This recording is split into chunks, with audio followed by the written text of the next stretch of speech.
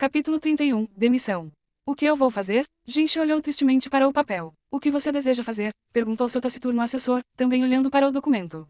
A situação era suficiente para deixar qualquer homem desesperado. Esta é uma lista de nomes, observou Gaoshun. A família de Feng Min e seus associados conhecidos. Feng Min já estava morta e seu clã e suas relações familiares seriam poupados da aniquilação total, mas seus parentes seriam sujeitos ao confisco de todos os seus bens e cada um seria punido com mutilação, embora em graus variados de severidade. Jinchi poderia estar grato, pelo menos, por não haver nenhum sinal de qualquer instrução do consorte Adu. Feng Min teria agido sozinho. Entre os associados estavam vários clientes que contrataram os serviços de sua família. Jinchi sempre considerou o clã simples apicultores, mas eles pareciam ter nas mãos alguns potes de biscoitos. 80 de suas meninas servem no Palácio dos Fundos, observou Gaoshun. 82.000, uma proporção respeitável. Eu deveria dizer isso, disse Gaoshun, observando seu mestre franzir a testa. Eles terão alta? Isso pode ser feito, se você quiser. Se ele quisesse, o que quer que Jinchi dissesse a ele, Gaoshun faria com que fosse feito. Se estava certo ou não. Apenas ou não. Jinchi suspirou, uma expiração longa e lenta. Ele reconheceu pelo menos um dos nomes da lista de associados. Os compradores da filha de um boticário sequestrado. O que fazer sobre isso? Ele meditou. Tudo o que ele precisava fazer era escolher. Mas ele ficou com medo de como ela olharia para ele, dependendo do que ele decidisse fazer. Era tão simples dar uma ordem. Mas como ela reagiria se fosse contrário ao que ela queria? Mal via a divisão entre ela e Jinchi como aquela entre um plebeu e um nobre. Por mais desagradável que fosse a ordem, ele suspeitava que ela acabaria por aceitá-la. Mas ele percebeu que isso aumentava ainda mais o abismo entre eles.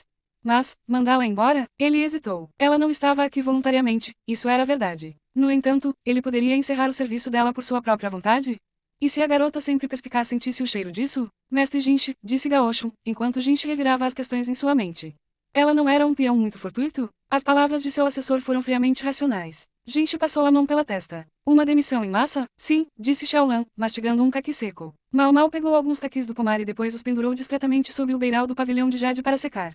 Se alguém tivesse notado, ela estaria em apuros. Na verdade, ela realmente estava. Não havia como Ong Niang deixar de notar a fruta. Gaoshun chegou no momento certo para salvar sua pele. Quando Ong Niang descobriu que gostava muito de caqui, ela disse que deixaria passar, desta vez, com uma piscadela conspiratória. Eu acho que é tipo, você sabe como às vezes eles matam todo mundo relacionado a um caso como esse? Todas as garotas de todas as casas mercantis com as quais negociaram terão que pedir demissão. Foi isso que ouvi. A explicação de Xiaolan deixou a desejar, mas Mal assentiu. Não tenho certeza se gosto de onde isso vai dar. Tenho um mau pressentimento sobre isso, ela pensou. E seus sentimentos ruins tinham a infeliz tendência de serem precisos. A família nominal de Mal era uma empresa e às vezes envolvida no comércio. A família de Feng Min era de apicultores, então poderia muito bem haver uma conexão entre eles. Seria difícil para mim se me despedissem agora, pensou Mal. Além disso, ela estava começando a gostar da vida dela aqui.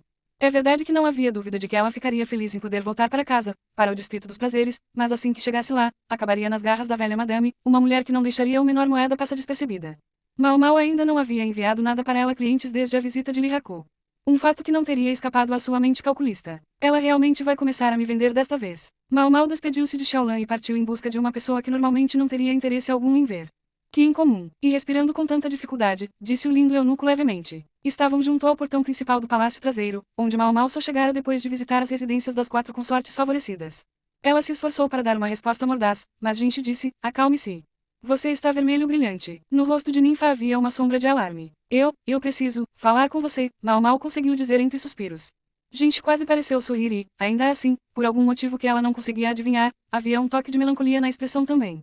Muito bem, vamos conversar lá dentro. Ela se sentiu um pouco mal pela matrona das mulheres servidoras, que, pela primeira vez em muito tempo, foi forçada a esperar do lado de fora enquanto Mal e Jinchi usavam seu escritório. Mal fez uma reverência educada à mulher quando ela passou. Parecia que ela estava terrivelmente ocupada cuidando da partida de Adu. Quando Mal entrou, Jinchi já estava sentado em uma cadeira, olhando para um pedaço de papel sobre a mesa. Presumo que você queria me perguntar sobre a demissão em massa que está ocorrendo. Sim, senhor. O que vai acontecer comigo? Em vez de responder, Jinchi mostrou-lhe o papel. Era de excelente material, e entre os nomes nele estava o de Mal.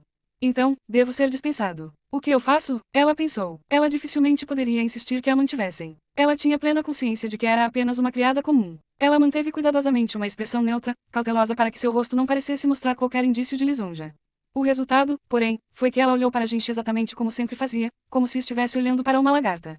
O que você quer fazer? A voz de Jinchi estava desprovida de seu habitual tom meloso. Na verdade, ele próprio quase parecia uma criança suplicante. Na verdade, ele parecia exatamente como na noite anterior à partida do consorte Adu. Seu rosto, porém, permaneceu congelado. Sério, eu sou apenas um servo. Em suma, posso ser submetido a trabalhos braçais, cozinhar, até mesmo provar comida como veneno. Ela estava apenas dizendo a verdade. Se lhe ordenassem fazer alguma coisa, ela o faria, desde que estivesse ao seu alcance, e gostava de pensar que o faria bem.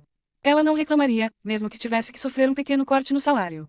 Se isso colocasse alguma distância entre ela e a necessidade de vender seu corpo, ela faria o que fosse necessário para conseguir alguns novos clientes. Então, por favor, não me solte. Mal Mal sentiu que ela havia dito, tão claramente quanto possível, deixe-me ficar. Mas a expressão do jovem permaneceu impassível. Ele ofereceu apenas uma pequena exalação, seus olhos desviando por um segundo. Muito bem, disse ele. Vou garantir que você receba uma compensação adequada. A voz do jovem estava fria e ele olhou para a mesa para que ela não pudesse ler sua expressão. As negociações falharam. Há quantos dias? Gaúcho se perguntou com um suspiro. Seu mestre estava cauteloso e retraído? Isso não estava interferindo em seu trabalho, mas quando eles voltavam para seu quarto, ele apenas ficava sentado em um canto, pensativo, e Gaúcho estava francamente ficando um pouco cansado disso. Gente estava lançando uma nuvem sobre todo o lugar. O menino de sorriso encantador e voz cativante não estava ali. Mal Mal partiu uma semana depois de receber a notificação oficial da sua demissão. Ela nunca foi excessivamente calorosa, mas também nunca foi rude, e foi de um lugar para outro no Palácio dos Fundos para agradecer formalmente a todos os seus vários conhecidos e benfeitores. A consorte de Okuyo se opôs abertamente à demissão de Mal Mal, mas quando soube que a decisão veio de Jinchi, ela não continuou a insistir no assunto. Ela, porém, o deixou com um tiro de despedida. Não venha chorar comigo se descobrir que gostaria de não ter feito isso. Tem certeza de que não deveria tê-la impedido, senhor? Não diga uma palavra. Gaoshun cruzou os braços, franzindo a testa. Uma lembrança do passado voltou para ele. Quanta briga houve quando o jovem perdeu um favorito brinquedo. Como Gaoshun sofreu para lhe dar algo mais novo e ainda mais atraente. Talvez ele não devesse pensar nela como um brinquedo. Talvez Jinchi tenha escolhido não impedi-la como forma de se recusar a tratá-la como um objeto. De que serviria, então, encontrar alguma outra senhora notável? Tudo pressagiava muitos problemas. Se nenhum substituto servir, o único recurso é o original, murmurou Gaoshun, tão baixinho que Jinchi não o ouviu.